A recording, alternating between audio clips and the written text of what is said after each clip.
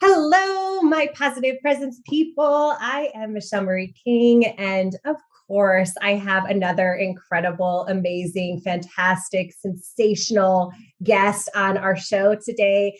This person, as all of our other guests, has had a pivotal role in my personal journey, especially when it comes to soul connection. I was very fortunate to meet this incredible human many years ago. I'm sure our journey will start to unfold here in a little bit as we talk through it. Please forgive me. I have this cold that has been going around and I'm working through it, manifesting health. But I am so excited for you to meet this incredible guest because what she contributed to my personal journey was life changing. In certain moments with her, it was life saving for me. There were definitely directions when I found myself face to face with Naomi where I was like, I don't know if I can continue down the path that I'm going. Like I was kind of at a crossroads at the points when Naomi and I really sat with each other. And she was a distinct presence in my life that really, I'm going to say forced, but in a really positive way. Like she talks a lot about how words all have different spiritual meanings. And for me, forced means gentle. Like it really holds you accountable to kind of look at certain things. And her observations and wisdom and intelligence forced me to look at the big picture and recognize that I wasn't trapped, that I actually had this purposeful journey that I was on and recognizing the next step in that. And so I'm so excited to have this incredible conversation with her. Before I bring her on, let me tell you a little bit about her. Naomi Kamla is a visionary leader specializing in emotional and intuitive intelligence. She has mentored leading edge breakthroughs with successful long-term results for her clients for over 20 years in the fields of personal development and super consciousness. She has extensive experience with the innate ability we all possess to tap into an ethereal source of guidance and knowledge. She believes that combining our ancient, basic, intuitive instinct with our developed mental logic, when mastered, will be the transcendence of human intelligence in the future. That is poetic. Oh, my gosh. Therefore, she feels now is a pivotal time to take the transformation of fear and disruptive emotional states seriously by creating an internal peace practice that surpasses our narrow five sensory understanding. Naomi is passionate about going beyond stagnant mindsets with receptive audiences curious to investigate their life-limiting habitual patterns. Her inspired-based Legacy 22 talk will offer the essential tools you need to instantly uplevel your journey towards self-actualization and true personal liberation. In addition to speaking, teaching, and hosting events for groups and organizations, both in person and online, Naomi runs a thriving private practice serving individuals nationally and internationally. She is an award-winning Colorado Rocky Mountain Toastmaster, a Denver People's Choice Ignite Startup Week presenter, and provides complimentary training on emotional sobriety to select nonprofits. Welcome, welcome, welcome, welcome, my friend Naomi. Oh, my blessings. Wow. I was like, who is that girl? You are incredible. It's times like this where I'm like, I wish we had a live show. I wish people could feel you, feel your presence. You are just so inviting, so warm, so calm. I miss having you physically in my life, but I'm so grateful that I've experienced that which you provide to so many people. Yeah. And I'd have to say, same harmony with you, beloved. Just our times that we've been together, it's very youthful and it's expanded and it's real because there's still real in it all. Absolutely. And a blessing that our paths crossed. So exciting. And I'm trying to maintain my excitement. When you saw it come, I'm like, I might look like that, but I am through the roof excited. So we're just trying to manage that right now. Oh my gosh.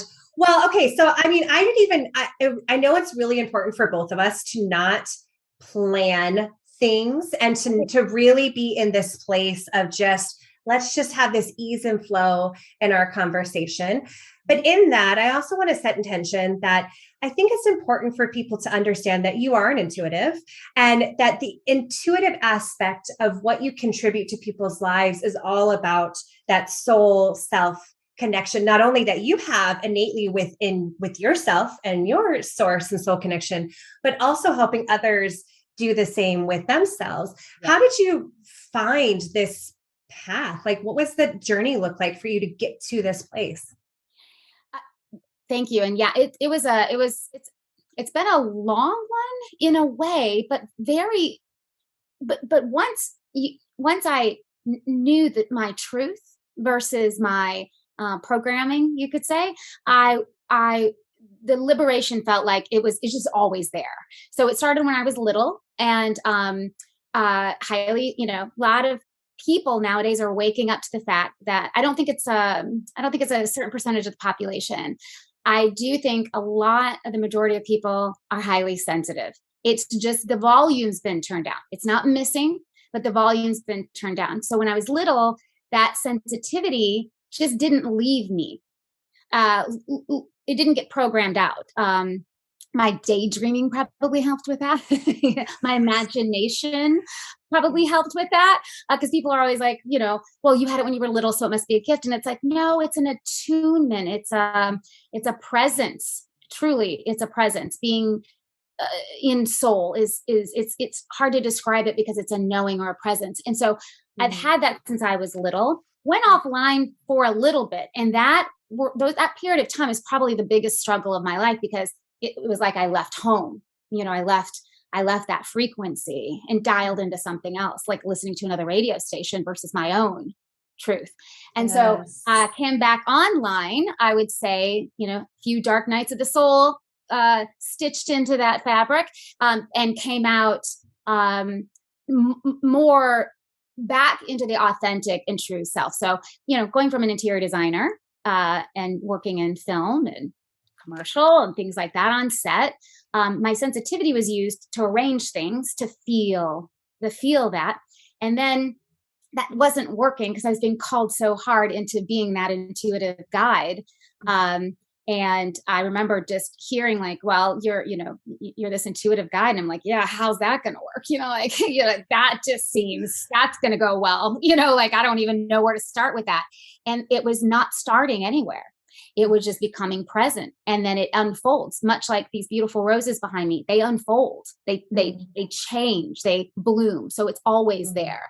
And so coming into that, I took a big risk. I had a dark night of the soul. I said there's a spiritual teacher his name's Ashante, and I think he's a Buddhist teacher. I don't know. I just see him once in a while. And I think I may have caught him on Oprah or something. And he had said a prayer in his life, and it had changed everything and brought him into an alignment. And I was in such a dark place that I just said, okay, if I'm meant to be destitute and all these places, okay, if I'm supposed to have a spotlight on me and have all that, so be it. The whole point of the prayer was I take all the conditions off. And that was a spiritual opening, but a physical rough ride. I have a Jeep Wrangler. So when you go over the rocks and you crawl, it was like big time crawling and holding on. And you're like, there's a ledge right there with no guardrail, but it was just following that rugged path until it smoothed out and trusting every turn that you took. So coming into that, like within 2 days of that prayer, one, I sounded like a country Western song. Everything fell apart. I mean, everything. I was like, give me a guitar. Maybe this is be a country Western singer and I'll just channel through that. But nope. What came through is I got a phone call from an agent where sometimes I do glitter tattoos in the summer, at these big events. And she just said straight out, she didn't know me. She had never seen me. I got connected in a way that she really didn't want to have a connection, but she called me out of the blue and said, I have an event in 8 days. It involves tarot reading. I think you're highly intuitive. You're going to be 80% better. Where she came up with that number, that was fascinating. I think she was sales pitching somehow, but I think she's like convincing, or she's downloading. I mean, like what happened there, right? Like maybe she was interrupted. And she said, yeah, it's going to be in Vail. You're going to have your own condo. You can stay the weekend. Here's a bunch of money. Like my guides, my guidance, the guidance that was taking me into my truth, which is really me and my heart frequency and consciousness itself. All did this dance, and she's like, so do you know how to read tarot? And I was like, no, don't even think I'm supposed to touch those cards from all my religious upbringing. I was like, I'm going to have to call my grandmother and my mother. Like I have to go through all the lineage of women to get the approval, And surprisingly, I tried to study the cards and it just really didn't work. It was awkward and strange, but I still did it because I didn't want to fail. The women of the family approved of this curiosity of this storytelling with cards. And when I got to this is 4 years ago, and I sat down, I was already doing coaching work. So it was already starting to come in, but it just wasn't the full ownership of, oh, you can access a higher consciousness or not even higher, because I don't like the delineation of, what's good or bad or anything, but an experience of knowledge. I'll say it that way. There's an access to an experience of knowledge. When you ask, it's given. And again, like this prayer, where would you have me go? What would you have me do? That I went to this tarot event. There were 4 other readers there, all professionals. And she said, make sure when you get to the event, you don't tell anybody you've never read before. No pressure.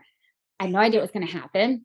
I sat down. The first person came and sat. We had a line out the door, 4-hour, 5-minute readings, nonstop, live. That was my first experience of that.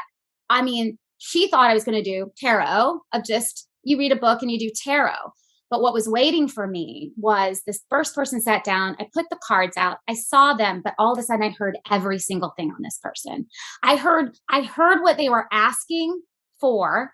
And I just heard whatever words. And my job was to get out of the way and not try to make sense with it with my mind. Yeah.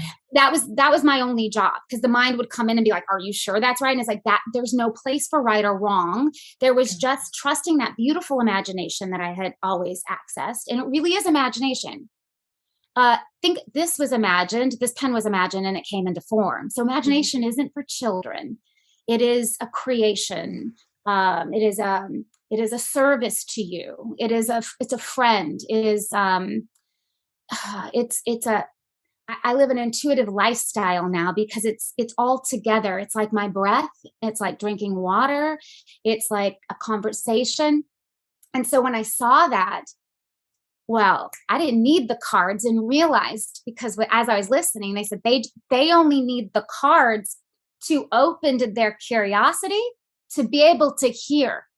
Because when that curiosity is closed, when you're not curious or in wonderment, or, so when they're coming to read cards, they're just like, oh, what is all of this? Ooh, I wonder what's going to happen. And if they stay in that frequency, that answer comes in for them completely.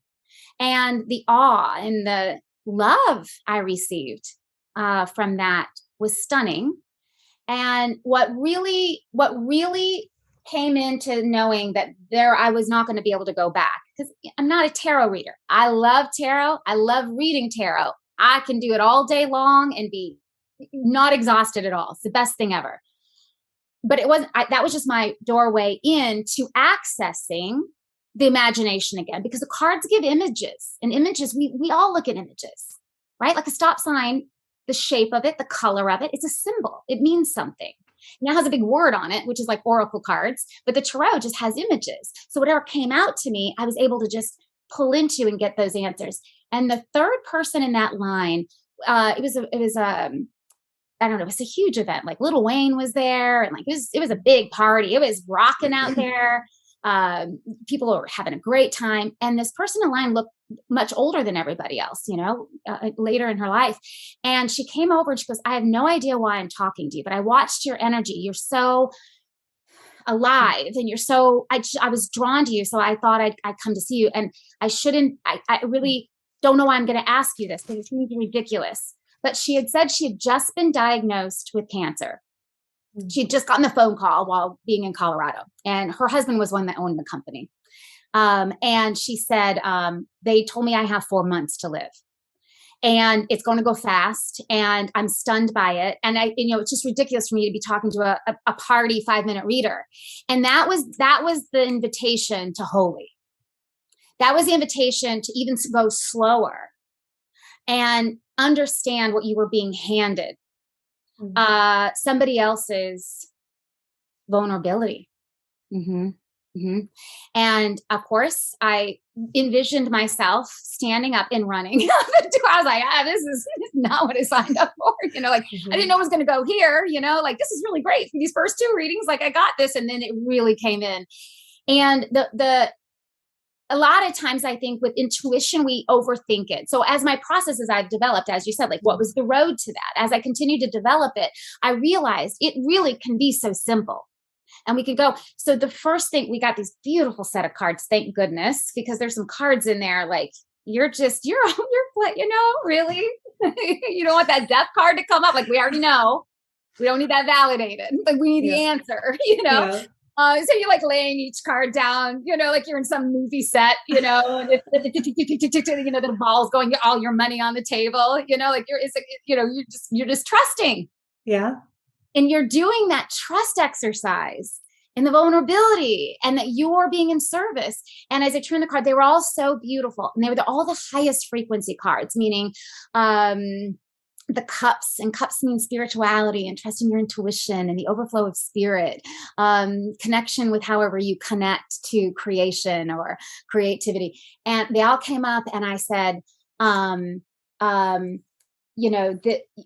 it was something to the effect of, because I was so nervous at the same time, but that had to leave. You cannot be nervous because that's that emotional intoxication that jumps you out of just being present to the essence of the moment. Mm-hmm. And I said to her, these cards say that this journey of yours is going to be, these next 4 months will be holy. They are divine days. And she said, how could me dying be holy? And the only answer I got back was, how are the next 4 months going to be holy? Mm-hmm. And then she felt the answer come within her. And she said, I was going to hide away my family. I was not going to let my grandchildren see me. I was making this plan of being able to stay away. I didn't want to see them go that. I now know the answer. Catch that for herself. I didn't tell her. It was brought to her. That's that lifting in her, that same frequency. And she says, I will spend every day looking into their eyes and holding their hands and eating with them until I can't eat, and sitting with them and laughing until I can't laugh, and letting them be with me. And there's like, I have a thing inside my head too that kind of keeps things a little humorous, but not, not disrespectful. But I was like, right. Like, that's exactly what I was saying. Yes, my beloved. Exactly. Let me check with that answer. You're right. Just a little bit of like to calm my nerves, that little bit of beautiful glitter comes in to ease it for me. So I don't cry right in front, or any of those kinds of things. And she just looked into my eyes, and I knew that was my initiation from my prayer, from my asking and receiving. And surrender, because that's what a dark night of the soul does. We get into hard times.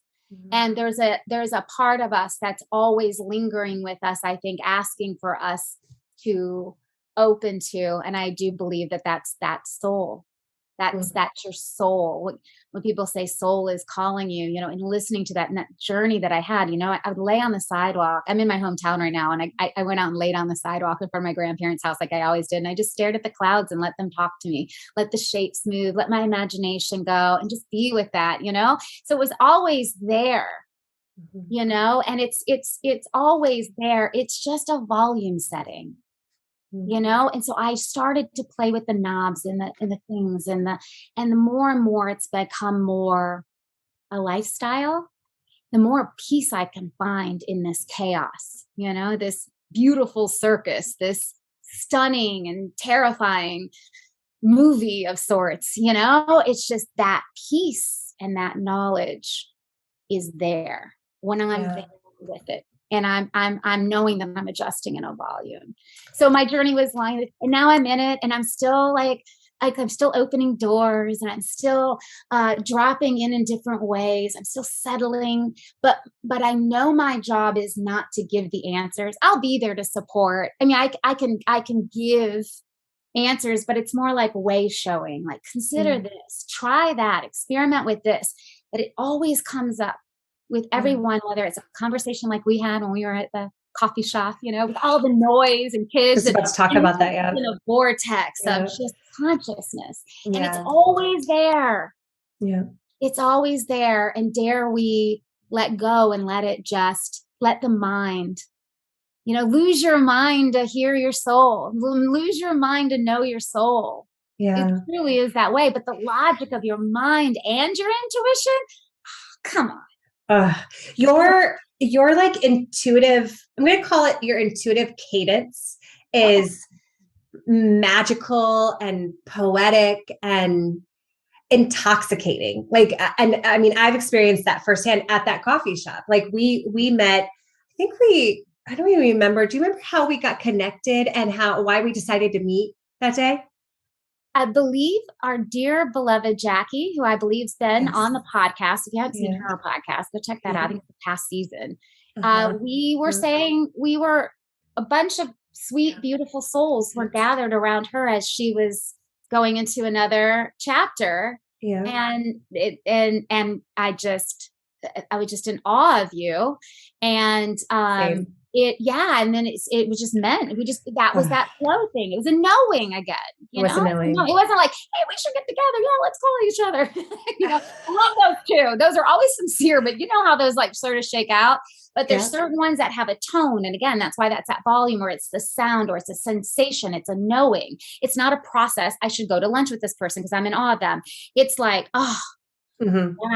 And then wow moves into a meeting. Yeah. Mm-hmm. It was amazing. I mean, that you're putting it into a vortex is exactly right. I mean, it felt like we met for an eternity and we met for like an hour. Like we disappeared in a world together. And like I think we spoke about everything. It was incredible. It was incredible. And I think, one of the most profound things, and when we were putting together our guest list for this season, I was adamant, just like every other guest I've had this season, I was adamant about having I'm loving your guest list, by the way. I've been listening. I love your guest list. I was like, ooh. Mm-hmm. But I was adamant because you were an integral part of my soul journey in finding myself. And I think the pivotal moment was at that. I don't know if you remember, but from my perspective, it was at that coffee shop meeting when we disappeared into the vortex together. And I remember venting. I think it was about positive presence and how heavy this was. I felt so alone being an entrepreneur.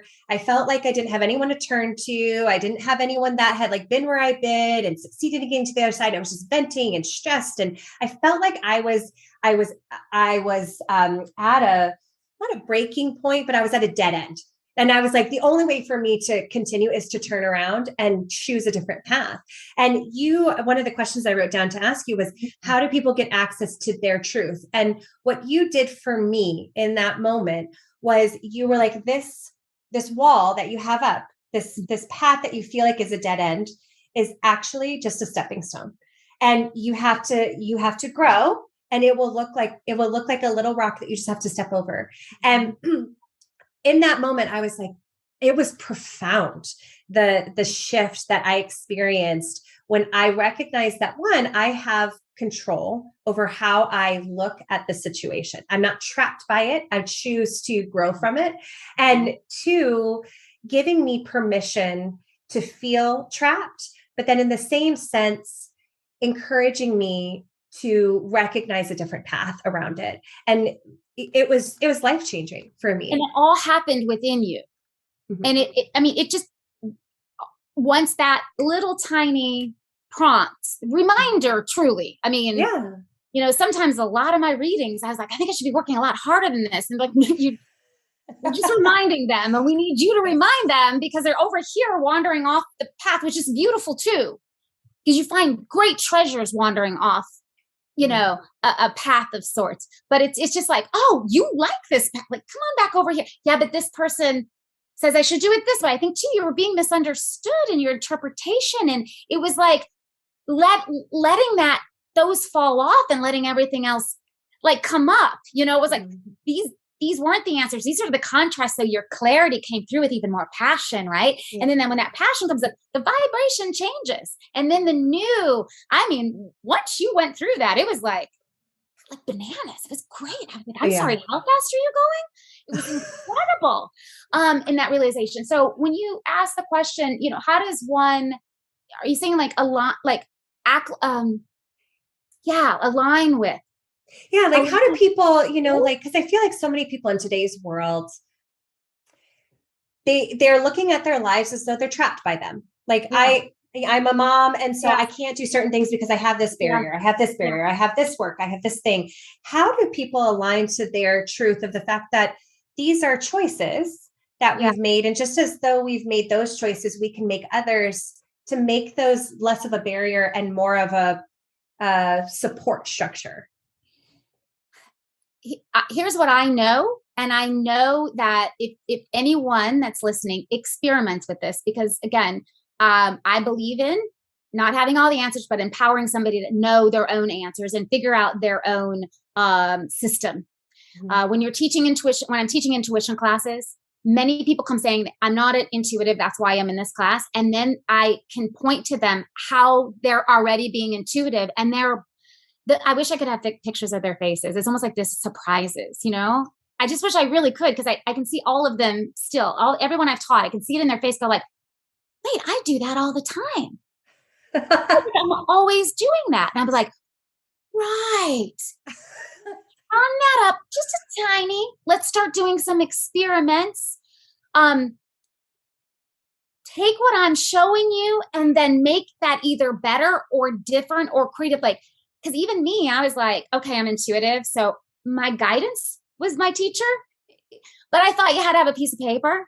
I needed to hang something up that said I was intuitive. Somebody needed to qualify me, when it's actually hilarious, because like your intuition qualifies you in a way, like you don't, that's poor candidate, it's like, I need somebody to chew my food for me. No, like that's not like, give me a certificate that I can chew food. It's like, no, you just do it. And so I remember going to an intuitive class, and these are great starting points if you're completely don't have that. But what I've noticed, or at least in the ones I took, there was something missing too. They were downloading something of a way to teach the class, but then they packaged it so tightly as a one thing fits all, that when I went into it, I called it like kind of sneaking out on my guides, which that doesn't make any sense either, because it's always present, right? I was like, no one will ever, I'll just sneak in there and it'll be good. And I got in there, and they kept telling me to like put a rose in front of me and put something around it and blow it up. And every time she said, blow it up, I'd just be like, why would you be blowing up a gorgeous rose in a giant orb? Like, this looks beautiful. I just want to watch it. Like, and I get the concept was like, put anything negative in it. But every time she just blow it up, I think my whole nervous system just went, you're like, no, like, I just couldn't figure it out. And I get it was an exercise, and like most people were doing fine with it. I kept looking at everybody like, is anybody else freaking out? I would say out loud, is anybody else getting really hot? And they're like, no, we're fine. And I'd go over, and they had a bowl of M&Ms or peanut M. I had to shove them in my, like, just nervously, like, I don't go be like them.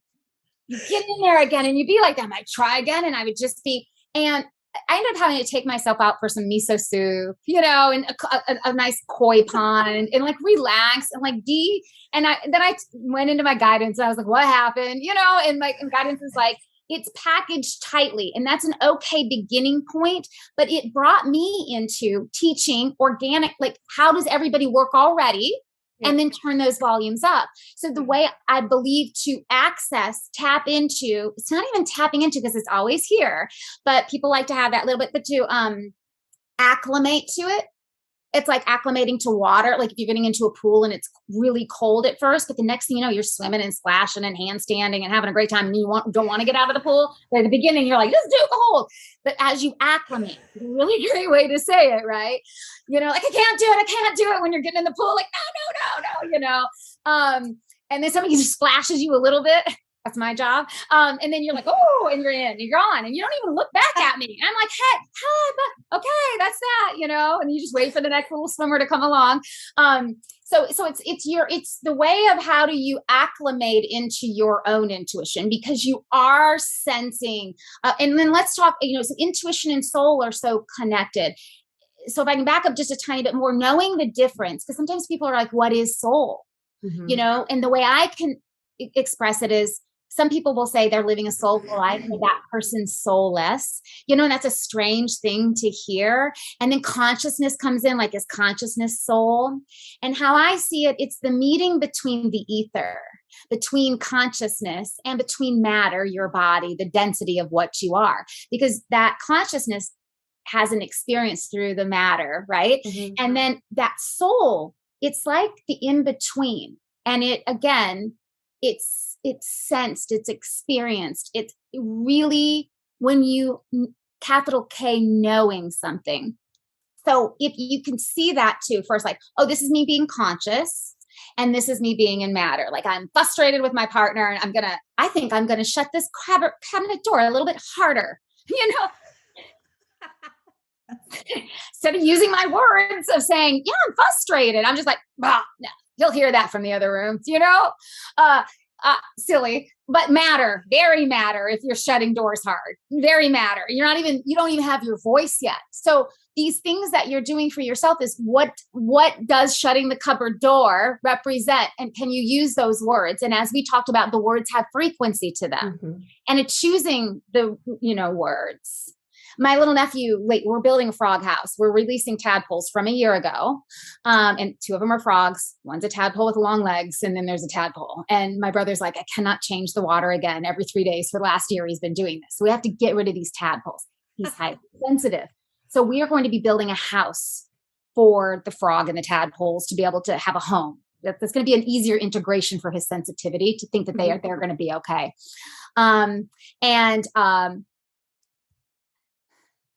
The way that we integrate is what can we know about ourselves that can bring us to our intuition, just like we're going to bring the frogs out to release them until it's like, how do we integrate that? And how do we hear the ideas? My guides are coming in right now. Can I take a second to hear them? Yeah.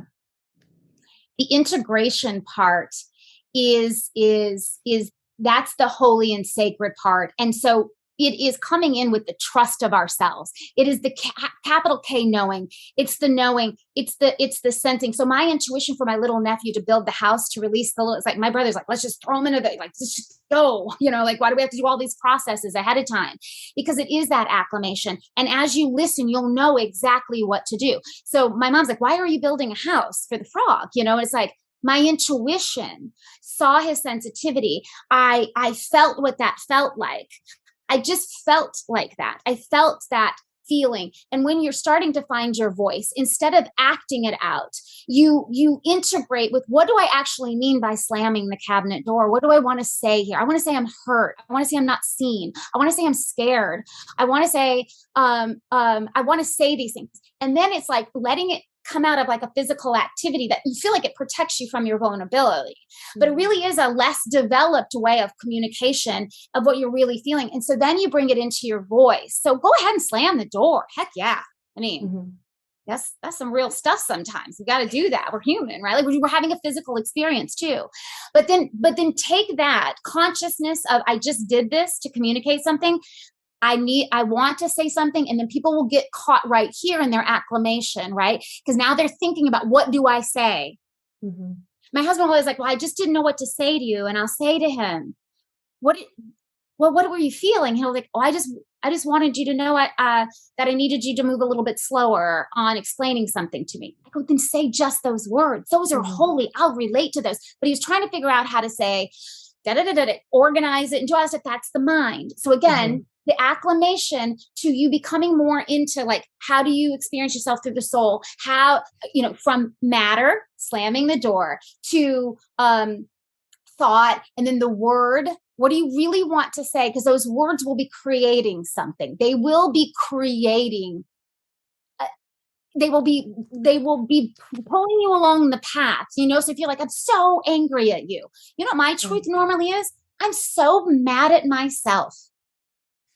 I'm so angry with myself. I don't know what to do with that energy. I can't bear looking at the disappointment I have in myself, which is very hard, very matter. So I'm going to tell you I'm mad at you, but really I need to first, what am I really feeling? And so feelings then become that gateway. So it's matter, then the feelings, then what am I going to say? And how far can I get to the truth? And then when that truth comes out of your mouth and you say that holy thing, I'm scared that you will never see me. And that means a lot of change in my life. It means I'm going to have to do dangerous things. It might mean I have to change my relationship. It might mean all these, and I feel really scared right now. And when that truth comes out, that's downloaded into you.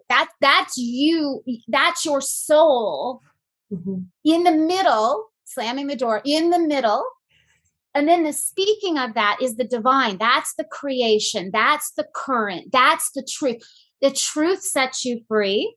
And the truth also sets you into the frequency of soul. Because when I say that to my partner or to my beloved Michelle or to anybody that I'm speaking to, when I say the truth, they recognize truth as a frequency that's also with them. That's also something they're experiencing, unless they're really far off in trauma. But that trauma can be gold. It can be an accelerator. It can be your masterpiece. But there's ranges of that to come in. So then when you speak that and you can feel the truth of your own self, you feel the love of yourself. When I say it's beautiful to say I'm disappointed in myself and I don't know how to love myself through that. It's beautiful because now I can hear that, and then consciousness hears that, and then soul comes in because you were so connected to wanting to have a whole experience. That soul holds you in. The only protection I can see that's out there is that truth.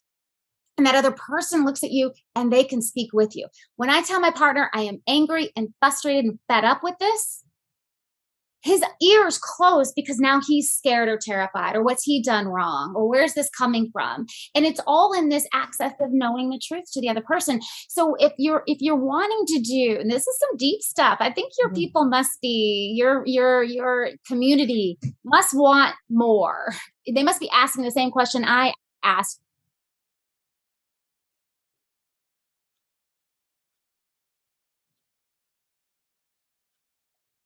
Own process. So feel yourself when you're just doing a raw energy with the body, and then tap into what is that, and see if you can get it to come up through you into truth, and show that there. The love for yourself, that person recognizing themselves in you. And then you being able to say that is liberation almost instantly. It sets you free completely because it's conscious. It's in the world now. Thought, word, then the deed is the action of clearing it all up. The minute I say that the hardest thing I probably ever said to myself is that I really hated myself. I did, because I was awkward, because I couldn't keep a job the way everybody else kept a job, couldn't fit into the thing. I made decisions when I was insecure about, when my self-esteem wasn't high. And I was mad at myself, for hanging out with people that pulled me down or told me who I was, or all those things. And when I came to the truth for myself, they start to dissipate. Oh, it's okay. That's all right, babe. That's cool. What do you want to do now? Now here comes creation. What do you want to do now? Okay, so you don't like yourself. That's all right. Good for you. You said it. You put it out there. Once it's in the light, it doesn't have you anymore. It doesn't have a separation between you and somebody else anymore. It doesn't have separation between you and consciousness anymore. And then you can become to hear, well, what I really want to do is bring my self-esteem into alignment. I really want to love myself. Oh, that liberation would be delicious. And then the next idea. Well, how do you start? Well, how do I start? Ask and receive. It'll start coming in because you're not so intoxicated or avoiding or offsetting your pain into something else. You're actually, when I talk about emotional sobriety is it first. That's the access to your intuition. Yeah. Getting drunk on falsities, like things that aren't true, they're great that you have them. They're not wrong because they're access points. They're delicious access points. But as you start to sober up emotionally, you start to tell the truth, real truth. Sets everybody free. Then you can start accessing intuition. Intuition will start to guide you. I think that's come in. Yeah. I think that's so important to talk about too. That is exactly, because I feel like a lot of people, and I know that I've been there, is that sometimes there's something blocking me from speaking. Like I have a physical reaction to something, but I can't, either fear or overwhelm, that is preventing me from actually stating it. Or how do I know that what I'm about to say is not impacted by my consciousness? How do I know that what I'm saying verbally is authentic. Mm-hmm. So much like,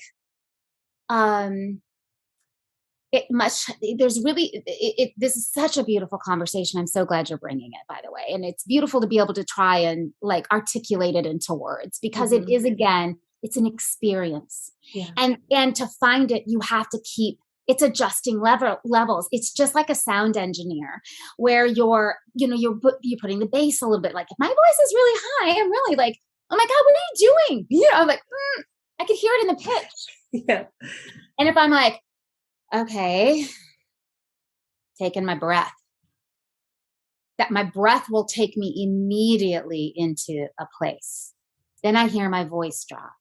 It's a sound when you know it's coming in from someplace. It's a knowing. Again, it's a capital K, knowing. And so I'm very neurodivergent, which means I'm really like, I'm just learning that people don't talk to themselves in the mirror before they go to a party or do something. Like, hi, how are you? Like, I'm like, come on, I got to find somebody who does this. I'm like, no. And I'm like, really? Like nobody, that's a neurodivergent situation. Like I have such high sensitivity. I'm going to try and manage the energy is going to be so much for me that I need to like how to say words and walk, like I have to have that in place before I go, because I'm going to be getting so much data. I got to turn the data down and use a body, like I have a funny story about that some other time, but body functioning and intuition is quite, I feel very alien in situations, but that neurodivergent part of me is brilliant in a way to be able to explain it to people, because I can actually have an experience. Just makes me a good teacher about that. Being very different makes me a good teacher. I don't want to be like the other teachers because I can explain it. So I'm so glad you brought me to this question, and everybody here to answer it. It is a sensation and a feeling, and it's a harmony. It's like a hum.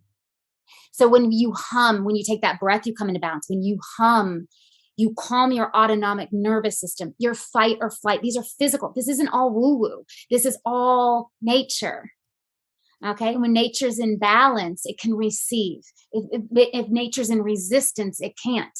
Just think of a tree. If a tree is like, do not give me rain, like stop it, like it's not going with nature.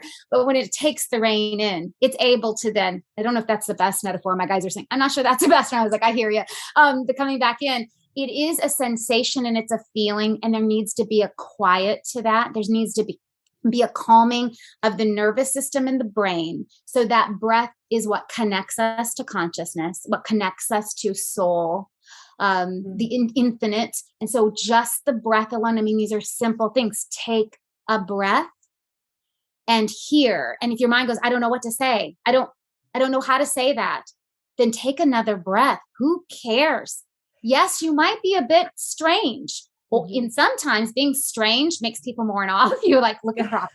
She's breathing again. Something big must be happening. That was the hardest thing. We always thought you have to talk to get in there. And it was like the quieter, the more I like get quiet and I go in, people are like, oh, you're like, okay, good. That's working. It looks like I'm doing something. And at the same time, you're just calming. And you have knowing, you have knowledge, you have that access point. And it is so simple. I wish I had something bigger and magical or more, I had a stone to give you. Like, here's some quasonite. I don't even know if that's a stone to make you do that. But it's your breath. I love you so much. It's breath. Yeah. It's breath. I refer to it too in our, positive presence and mentor coaching as like, we show our students like the light, like the light switch, like they're in this room full of darkness. I think I've used this on our podcast before, where a lot of our students and some of our parents too, they feel just in like a world of darkness and they're trapped by it. And to them, it's a universe of darkness. It's a solar system that is just the weight of the world is on them. And all of a sudden, we put a mentor next to them who can relate to them, connect to them. And we are like this little pin of light, that's like shining on them, showing them that like, there's contrast here, like we can help you see this. And then it's like, we kind of direct them to a light switch and we don't turn on the light switch for them. It's like, no, you just have to turn on this little light switch right here, and it's like giving them permission. And I love that you put connection to self and source in that same framework of like, it's just a knowing this and a giving us permission to just simply be like, yeah, I have this too. Yes. And that that ether part and the physical part, the wave and the matter, those two coming together, the breath connects those two things. Yeah. You wouldn't, it is the consciousness that you need. It's the consciousness to access. And the more that that breath is settled, right? Yeah. Like if we all just take a slow breath in with our nose and then open our mouth like we're fogging the mirror, hear that breath. It's eternal. It's beautiful. You get a moment with eternity. It settles you. And when you are, even with that parent child, that darkness that they can come with each other when they're not in that connection, right? If a parent or the child just takes a breath and says, what do you really want to say? What's the truth? What's the truth? The truth is I'm scared. If a parent could say that to their child, like, I've been running around like a bird, a mama bird just flapping its wings and because I don't know how to tell you that I'm scared. So I'm just going to tell you I'm scared. I'm scared that I don't know if I know how to do this with you, and can we do this together? And instead of them having all the stuff that they have to do, like I have to do all of this and I have to do it perfectly. And I have to say it perfectly. And I've got to have these rules and this control. The truth pulls it together, and it comes in taking that first breath and then allowing yourself to hear what's in that imagined state, in that place that's not thinking mind. And sometimes that quiet needs to sit there for a little bit till you can hear it. It's like shaking the jar with mud in it and letting that mud settle. And many people like to do meditation on that, but walks can do that, humming can do that, breathing can do that. Having something in your hand, tactile that you can just rub calms you. There's pressure, there's our autonomic nervous system calming right here in your ear that you can just move slowly in a circle. It calms the nervous system. Again, sometimes we have to do a lot of work with our body to allow it to trust accessing knowledge, accessing the truth, accessing the consciousness that's you. There's all these potentials of you, and to call in your calm self and acclimate with that and allowing that then to speak. And again, the truth really does, and not this truth that's qualified or quantified, your truth sets you free or sets you into a frequency of truth. And when you say the truth, there's this protection, there's this grace, there's this, your mentors hold the space. Holding the space, and that word space is soul. It allows soul to be there. Souls they all know each other because it all is accessed as one. It's just popped into these little, little vehicles. So we can have an experience. So those that challenge us are holy, those divine teachers, those kids, those parents that challenge us. It's divine. They're teachers for your expansion, for consciousness, for nature, for everything to continue to move and experience itself. So that breath is that connection, because without it, we wouldn't have this experience right here on Zoom. We wouldn't have this connection. So the breath, the stillness for a moment, and trusting what you hear and come in, and not to correct it. If it says, all I want to do right now is tell you that I love you, tell you that I love you, or tell you that I'm scared, or tell you that I feel so vulnerable telling you that you are magnificent to me, because I'm afraid if I tell you that and you hear that, you might leave me because it will look needy, or it'll look like this, or it'll look like that, and we're always trying to alter this. Why? When we settle in and we allow it to come up and it comes out, then it creates. So what's the truth first with yourself? What's the truth? Are you terrified about something right now? It's okay. Who's not? Oh, it's all right. But that's brilliant, because that's great. Terrified can also mean so exciting. It can also mean trauma. It can mean your access point to liberation. So we must dance with every single thing. I think is it Michelle? I think Michelle was on last. A couple episodes ago. Mm-hmm. Yeah, she talked a lot about that, and all of them are delicious. If you aren't terrified of them, or I don't speak of that. I'd be so scared of being terrified, because I was really terrified literally as a child. I had a very hard, very, very challenging upbringing, very contrast, not everything you can imagine. It was just really not good stuff. And so I was like, I will never feel terrified again. Well, I kind of have to feel terrified if I'm going to be an intuitive and do the work. But I was like, no, not going to ever do that again. But those were on two different spectrums. There was terrified, that's actual physical, and that's a real thing. And I needed to work through my peace on that. But there's that terrified that's excited. And to let them all oscillate as holy, then you can transcend and you can say, but I'm terrified. But what kind of? And if this needs gentle holding, and this one needs jumping flat, and then that will appear kind of stuff, So again, those words bring you into the truth. And the more you have a home in truth, the more you can speak it, the more you can say something and not be afraid you're going to lose it. If you lose it, bow to that. Something else comes in. It wants you to meet that contrast. So coming back again to soul, it's ether, it's an experience. How do you know if you're actually getting intuition? How do you actually know consciousness is there? You'll resonate with it. It'll feel different. It will sound different. It won't sound like this in your voice. It'll sound like this. I need to tell you this. Another exercise you can do is put your hand on your heart. And when you speak to somebody, this is you telling your body. Remember how your body's actually holding a ton of stuff for you. It pockets trauma, it pockets joy, it pockets pleasure, it pockets all these things. And your body, when you put your hand to your heart, your body goes, oh, okay, we're good. Oh, we're in the heart space now. Oh, we're trusting ourselves now. And it supports you. It comes into alignment here. It comes straight in. And you say, okay.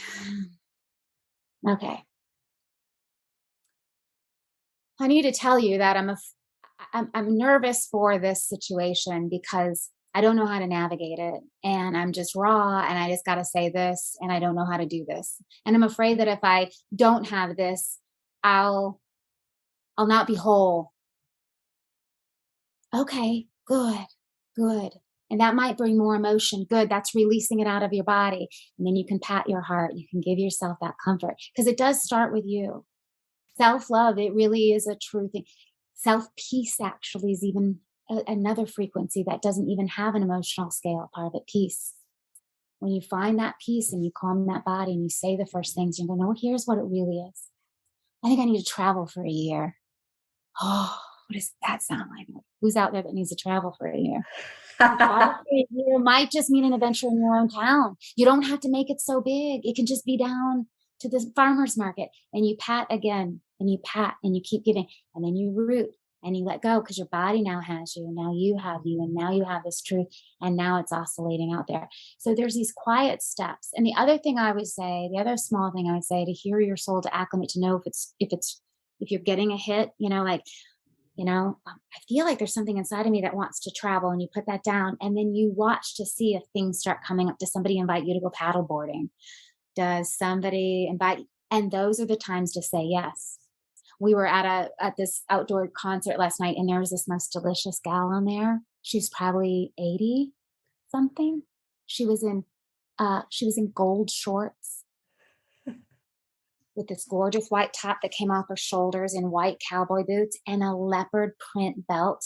And she was just dancing. And my friend said, oh, I want that for me. And then somebody came up to ask her to dance. And she's like, no. And I'm like, we have to start. We're going to be that.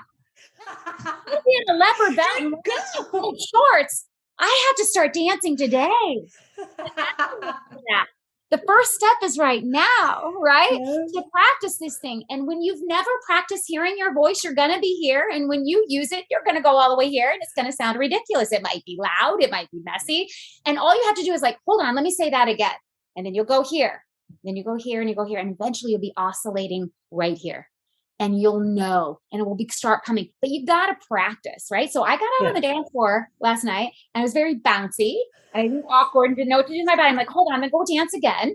And I got a little bit better, and I got a little bit more moving, and I got a little bit less white girl, a little bit of less fat and a little more like, letting that divine and that feminine, that ecstasy of being able to move my body come in. So like I did probably 10 versions. And by the time I got done dancing like that last night, I was like, yeah, I got this now. I got this. That's exactly the way it is with that honing in the sensation of soul. because it's that sweet spot. It doesn't have a definition, and it's not all ether where you get all lost in it and all hippie that, and it's not all frequent, slamming things, I'm doing stuff. It's this sweet spot. And once you start rocking that, like anything else, you'll start living it as a lifestyle. Keep a journal of your hits. See what comes in. Keep a dream journal. Start talking to yourself. Start soothing yourself. Be your highest consciousness with yourself. Start trusting that. Is that true? Sure is. Okay, that is true for me. Meet the contrast with that clarity. Many teachers probably have said that on here. Your contrast is your clarity. Your contrast is divine. Well, this person sure doesn't look divine. Oh, look again. Look again. And the minute you're in peace, they'll fade away or they'll start your frequency. It's really such a fun and easy and beautiful and personal and fingerprint, intimate relationship with yourself, and soul resides there and makes itself known. Because I read soul before it comes in, before it even is manifest into a body. I read soul in the present moment, and I can read soul after, into the next transition, right? Like you can read the soul because it's a knowing, it's a current, it's a peace, it's a knowledge. And the key into it is you. Of course, you're not perfect. You're here for an experience, not a judgment. You're here for an experience. It's not good or bad. It's an experience. And that experience is the essence of soul embodied. You're fantastic, my friend. I feel like you're talking directly to me. I'm sure that all of the listeners that are listening to you right now feel the same way, that you're speaking directly to them. And I know you do that intentionally. And I'm listening too, just so everybody knows. I'm like, what's that again? I know. I have like 4 pages of notes already. I hope I'm answering questions. Yes, you're fantastic. I love you so much. I love everything about you. Where can people learn more about you?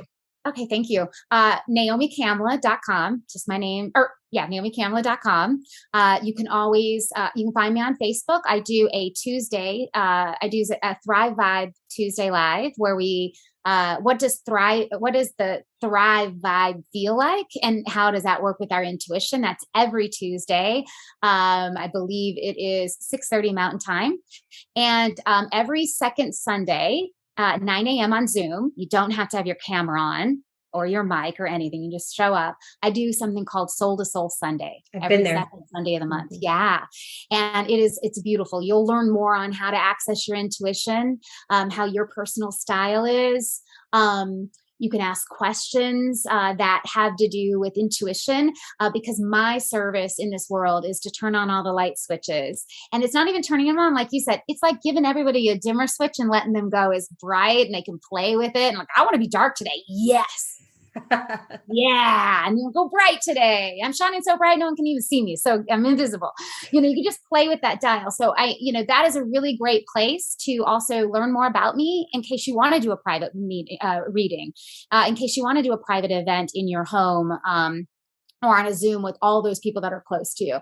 So I have a lot of offerings. I'd love it if you went to my website and signed up for my emails and stay connected with me. And if I can at all be in service to anybody, feel that thing that you feel in you, like I should really give her an email, that she has I would just, all I need is a book or a movie. By the way, I'm going to say this. My guides keep saying, tell everyone here about the movie called Violet. Okay. It's a movie about Violet, and it's about that voice in our head and how we quiet that so that truth comes out. That movie is beautiful. And so that is a great access, and I can give you a movie or a book or a reading or whatever, but please, if you're feeling it rise up in you, reach out to me and ask specifically for what you want so that you can receive. You're fantastic, my friend. You're like butter. I love everything about you. Thank you so much for being here. This is a privilege. Yes. Privilege in your community and the work that you're doing. I'm in awe of, and I am so grateful to see. And I'm just going to do just a quick little blessing. there are examples around each and one of us, a mirror to us. If we admire that, which what we see, as I do with you, Michelle, with the work that you're doing in the world, that is you. That is you. The fact that you can see it is you. And so when we see that and we put our hands to our hearts and we look, as I look to you, Michelle, and I say, thank you, thank you, thank you. Then not only am I thanking you, but I am thanking myself for being able to see that. And with that, I know I have my attunement and I can look at this whole experience that we have here and all the blessings that it are in every single thing. It's holy. And when I can see that and I can feel that peace, I can trust life. I don't have to try and control it so much. I can trust it. I can show up for things like what Michelle's doing, what I'm doing, what all of those that you're looking for out there, the relationships you're building within the community you have, all of those your mentors, your parents, the beautiful young souls. Surrender into your truth and be there, beloveds, because what you see, you are, and you can create it the exact way you need to bring it in. So observe, delight, and bring yourself into this world and into this holy realm of creativity and experience, this holy realm of contrast in which we get to co-create from. We are free. We are free. We are free. We are free. And with that, again, thank you. And thank you, Faye, for taking such good care of me and getting me to this experience. I appreciate you. Absolutely. Thank you so much, my friend. And with that, thank you to all of our guests and all of our listeners. We are so grateful for you. We would not be doing this if we did not have such an incredible list of just listeners and people and fans that follow us and comment and tell us what they want to hear. So thank you, thank you, thank you. To learn more about Positive Presence or Michelle Marie King, please go to positivepresenceglobal.com. And please, if you want to hear more, please find us on any of your podcast platforms and give us some feedback and a like and a comment or share. We really greatly appreciate it. And remember, positivity can only spread when it is present. Bye, everybody. So good.